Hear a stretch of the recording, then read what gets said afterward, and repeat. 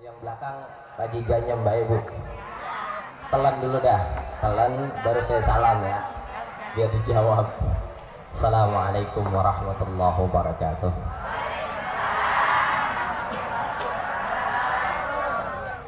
Innallaha witrun yuhibbul witra. Allah itu esa, suka sama yang ganjil-ganjil. Tadi saya salam 2 kali, biar genap jadi 3, biar ganjil jadi 3 sekali lagi. Cuman biar yang di dalam musola jawab juga. Musola apa majlis itu Bu? Majlis. Biar dalam majlis jangan ngiplik bae Bu ya. Iya. Kan enak, AC alami. Sekali lagi assalamualaikum warahmatullahi wabarakatuh. Waalaikumsalam warahmatullahi wabarakatuh. Saya izin duduk Bu ya. Biasa saya duduk Bu. Berdiri kelihatan, duduk kelihatan nggak yang belakang? Hah? Udah pengen dosor baik. Berdiri lagi. Saya lagi bindeng Bu, agak kesian sama saya. Nggak apa-apa deh. Bismillahirrahmanirrahim. Alhamdulillahi wa kafa. Wassalatu wassalamu ala sayyidina wa nabiyyina Muhammadin al-Mustafa wa ala alihi wa ashabihi ahli sidqi wal wafa. Amma ba'd. Qala subhanaka la ilma lana illa ma 'allamtana innaka antal alimul hakim. Qala rabbi shrah li sadri wa yassir li amri wa hlul 'uqdatam min lisani.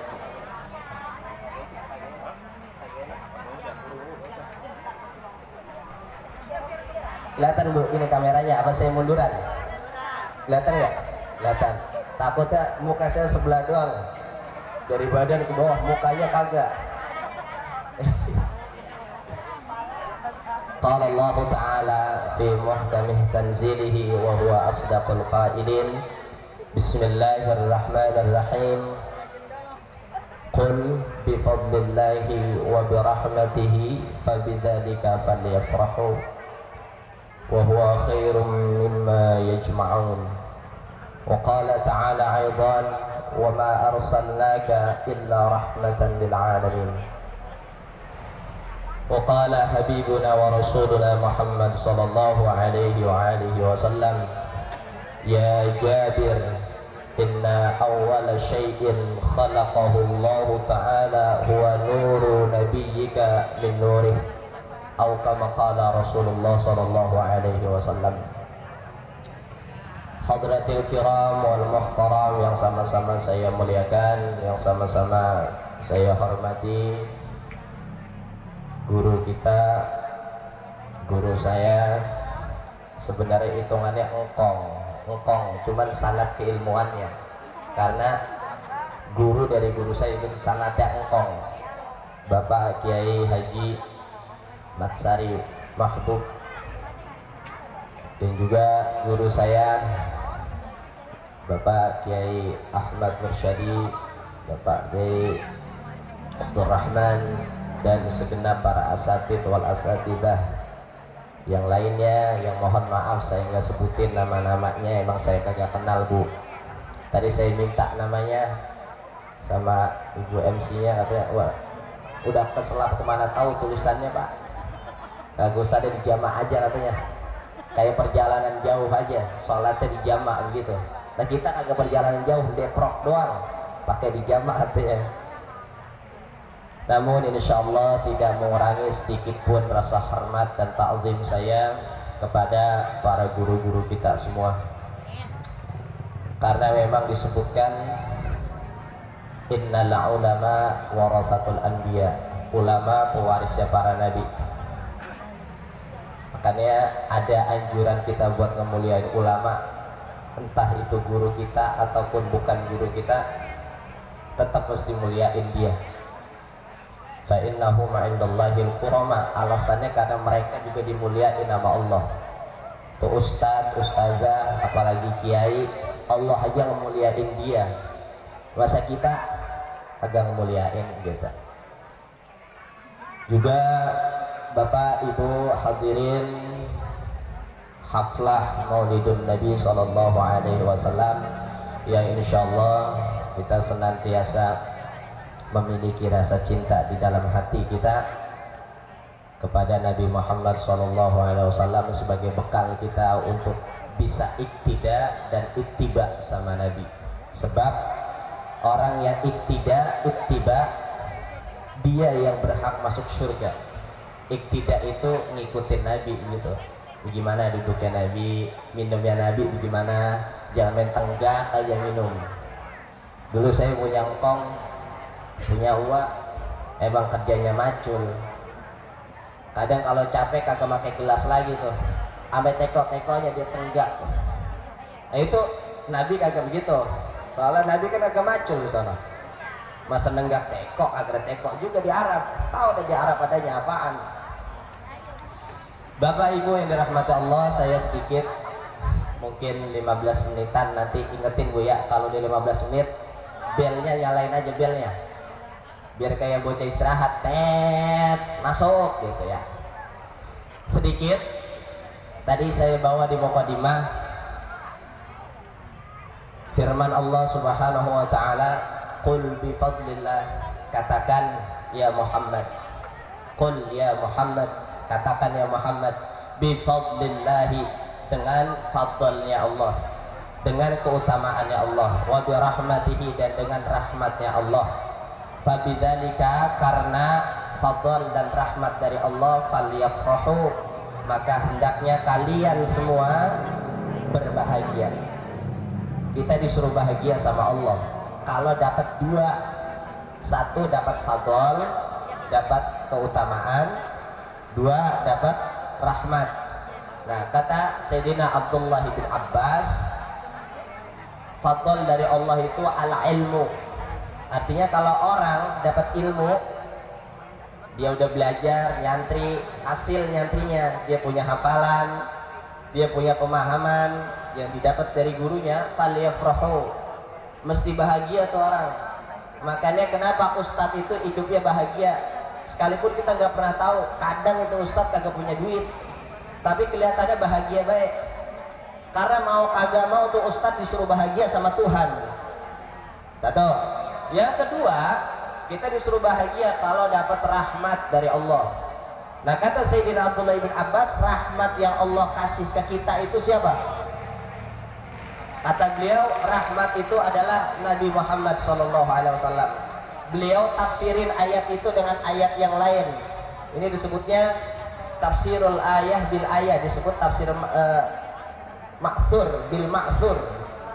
Ditafsirin pakai ayat yang lain, wa ma arsalnaka illa rahmatan lil alamin. Tidaklah kutus engkau ya Muhammad kecuali sebagai bentuk rahmat, sebagai pemberi rahmat lil alamin, kepada seluruh alam semesta. Artinya kalau kita ngadain maulid lantaran kita senang, lantaran Nabi kita lahir, lantaran Nabi kita Allah ciptain wujud di alam semesta, kalau ada orang yang bilang itu bid'ah, suruh datang ke majelis aja Bu ya. Suruh datang ke majelis, suruh ngaji lagi lah, mau ustazah. Baca Quran apa kagak dia? Jangan-jangan baca Quran kulhu doang lagi. Kagak baca ayat-ayat yang lain, akhirnya kagak nemuin ayat kul bi fadlillah ila akhirih. Kita ngerayain ini diperintahin sama Allah, ngerayain maulid diperintahin sama Allah. Lantaran kita punya rasa bahagia. Ibu ngerayain begini bahagia nggak Bu? Biar kata kiplik-kiplik begitu bahagia. Biar kata keringetan bahagia. Biar kata shadownya luntur tetap bahagia. Biar kata kesemutan bahagia. Orang Indonesia dong model kayak begitu. Iya, itu tuh ciri khas orang Indonesia itu, biarin luntur termakai lagi. Kita kan untung mulu orang Indonesia mah. Serempet mobil aja untung kita. Untung serempet mobil doang. Coba kalau ketabrak, giliran ketabrak, untung juga. Untung ketabrak agak sampai mati. Dibang patah doang kakinya sebelah, kan cimplang jalannya. Ya Bu ya. Untung deh.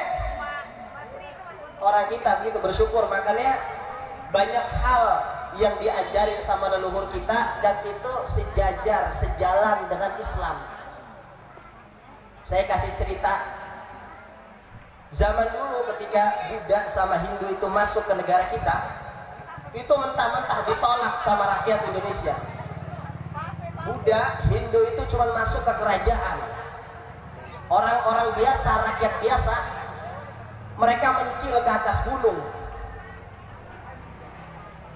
buat menjaga keyakinannya, keimanannya. Kenapa? Karena leluhur-leluhur kita sebelum masuknya Hindu, sebelum masuknya Buddha, mereka udah punya sifat tentang Tuhan. Mereka bilang, leluhur kita bilang, Tuhan itu harus nggak kelihatan, dan Tuhan itu dekat tapi tidak bisa tersentuh. Dekat tapi tidak bisa tersentuh. Dan jauh tapi tidak berjarak. Sifat Tuhan kayak gitu. Makanya pas Hindu masuk, Tuhannya kelihatan. Kagak mau tuh leluhur kita. Wah, ini Tuhannya kelihatan, bukan Tuhan berarti. Tuhannya bisa disentuh. Kalau dekat bisa disentuh. Kalau jauh jadi aja ada jarak. Oh, bukan Tuhan nih. Makanya pas Islam datang, Tuhan lu mana Islam? Tuhan saya kagak ada di dunia. Terus di mana? Pokoknya nggak bisa kelihatan di dunia ini. Islam gampang diterima sama orang-orang Indonesia karena emang zaman dulunya kita udah punya keyakinan yang kayak begitu. Kalau boleh dibahasain, Islam itu kita tungguin buat masuk ke Indonesia. Gitu. Buat penutupan saya mau kasih cerita. Tadi cerita, sekarang cerita lagi. Oh, ibu-ibu kalau ceramah terus apa dengar cerita deh mah. Kalau dengerin bab sholat, bab wudu, oh gue udah bisa wudu. Sholat udah bisa sholat. Bisa baik. Kumur-kumurnya kagak beres. Bisa baik katanya. Basuh mukanya seenak-enaknya dia. Saya kasih cerita, ini terakhir. Karena ini Maulid Nabi, saya sebut-sebut ceritanya Nabi. Di umur kedua bulan kandungan Nabi, umur 2 bulan, Nabi masih di kandungan, umurnya 2 bulan.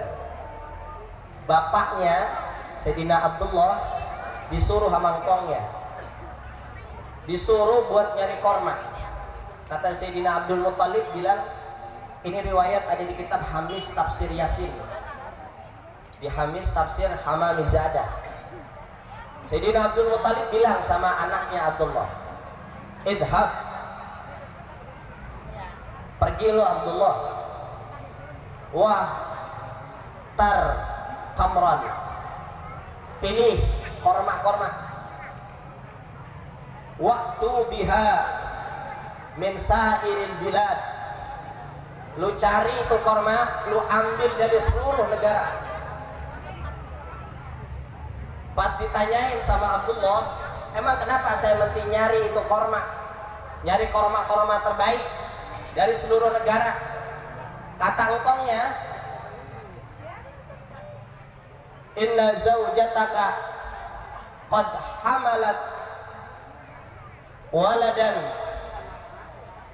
yub'atsu ila sairil alam. Karena bini lo itu udah ngandung satu anak yang nanti pas dia lahir bakal diutus buat seluruh alam semesta. Bapaknya Nabi disuruh mangkongnya buat nyari korma, biar ntar pas ini Nabi Muhammad lahir ke muka bumi, orang-orang yang namu mau ngeliat bayi Nabi Muhammad dikasih korma-korma terbaik. Karena ini orang mulia, engkongnya tahu, cucunya orang mulia, bapaknya juga tahu ini anak bakal jadi anak mulia, emaknya juga tahu kalau ntar anaknya bakal jadi orang mulia. Makanya kalau ibu bapak dengar orang tua Nabi Muhammad masuk neraka, bagel itu mukanya orang, bagel tuh orang kayak gitu, kurang ajar. Kita aja dikasih syafaat sama Nabi biar bisa masuk ke dalam surga, masa emak bapaknya Nabi kagak? Kalau mereka baca sirah, baca sejarah, kagak bakalan ngomong kayak begitu. Terus di umur ke-5 tahun, setelah bapaknya meninggal, umur 2 bulan nyari itu bapaknya. Pas nyari di tengah perjalanan, udah ngumpulin korma sebagian, bapaknya meninggal. Meninggalnya di Darun Nabighah. Nama daerahnya Darun Nabighah. Nah di umur 5 tahun, emaknya Nabi bilang ke mertuanya, "Mbak, saya mau ke Abua, saya mau jengukin keluarga, sekaligus saya mau ziarah ke makam AA," gitu. Kalau bahasa kita mau begitu. Sayyidah Aminah bilang, "Abdullah, AA, ibu kalau manggil suami apa?" "Hah? Beb." Masya Allah, Beb. Saya nikah baru 4 bulan. Sampai sekarang belum pernah manggil Beb saya. Au bebek kabar entok tahu. Di umur 5 tahun akhirnya berangkat dulu. Ummu Aiman, Sayyidah Aminah sama Nabi bertiga-tiga berangkat mau ke Abwa. Sebenarnya mau ke Madinah. Akhirnya di Darun Nabighah, Nabi, Sayyidah Aminah sama Ummu Aiman ngasok di situ. Ngasok ada 3 harian. Di Darun Nabighah karena Nabi punya teman, karena ada yang sepantaran, akhirnya Nabi main tuh. Nabi umurnya 5 tahun, main sama teman-teman sepantarannya di Darun Nabighah. Satu ketika Nabi ngobak. Makanya kalau ibu punya anak ibu ngobak, selama itu empang kagak dalam, biarin aja. Nabi aja ngobak. Beneran, Nabi ngobak. Kalau ibu nggak percaya,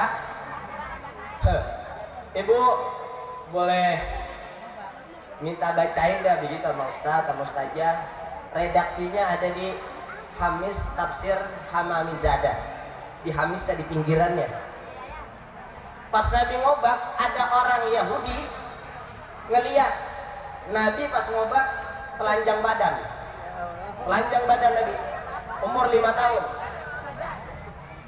Ada orang Yahudi, dia belajar Injil, ngeliat di pundaknya Nabi ada khatamun nubuwah, ada stempel kenabian.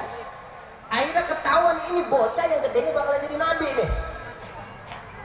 Oh udah, dikit lagi dah. Ini dikit lagi bersambung nih Bu, dikit lagi bersambung. Iya, kadang kalau bocah istirahat, teng, agak langsung masuk. Nah saya agak langsung masuk nih. Rada baderan dikit. Pas ngeliat kayak begitu, akhirnya Ummu Aiman bilang ke emaknya Nabi, "Ya Aminah, ada orang yang bilang ini Muhammad gedenya bakalan jadi nabi. Kayaknya kagak aman kita dilari. Cabut." Pergi akhirnya. Pergi pengen ke Madinah, ngaso di Abwa karena Aminah sakit. Aminah sakit di Abwa. Pas sakit, beberapa hari sakit, akhirnya beliau meninggal. Ibunya Nabi meninggal di umur 5 tahun Nabi. Ada yang bilang di umur 6 tahun. Tapi yang unik, pas Aminah pengen meninggal, beliau gubahin syair. Beliau baca beberapa syair, padahal Sayyidah Aminah lagi rebahan. Rebahannya di pahanya Nabi Muhammad, di paha anaknya. Bayangin Bu, ibu lagi rebahan, yang mangku anaknya di paha. Itu Aminah bilang gini sama Muhammad, bilang sama anaknya, "Baraka fikallahu min gulamin." Allah memberkahimu sebagai seorang anak. Didoain anaknya biar Allah ngasih berkah ke dia. Lantaran Aminah tahu dia bakalan meninggal. Bahasanya ngasih wasiat, "Tolong lu biar jadi anak yang baik, biar Allah berkahin lu. Kelar ngomong ini, meninggal kan. Lanjutannya, Sayyidah Aminah bilang, ya benar ladzi min haumatil himami, wahai anak yang dari kematian naja bi'aunil malikil alami, dia selamat sebab bantuan dari Allah yang menguasai alam semesta. Karena Nabi kan bapaknya pengen digorok lantaran wasiat nazarnya Abdul Muthalib kalau punya anak dia bakalan gorok satu. Saya kasih itu aja. Kalau ibu ngedengerinnya pakai hati gitu ya. Ini syairnya panjang cuman karena udah bel gitu. Ngedoain anak pas meninggal. Anaknya umur 5 tahun. Itu anak gimana perasaannya? Ibu yang tahu anaknya baru 5 tahun bakalan ninggalin anaknya, kalau ibu tahu gitu ya bakalan meninggal, gimana perasaan ibu? Kuat banget Nabi Muhammad. Aminah juga luar biasa kuatnya. Nah mungkin itu yang saya bisa sampaikan. Kalau mau dengerin cerita lanjutannya kadang bersambung dulu, ntar tahun depan bilang aja saya kagak mau dipanggil Ustadz, panggil AA aja.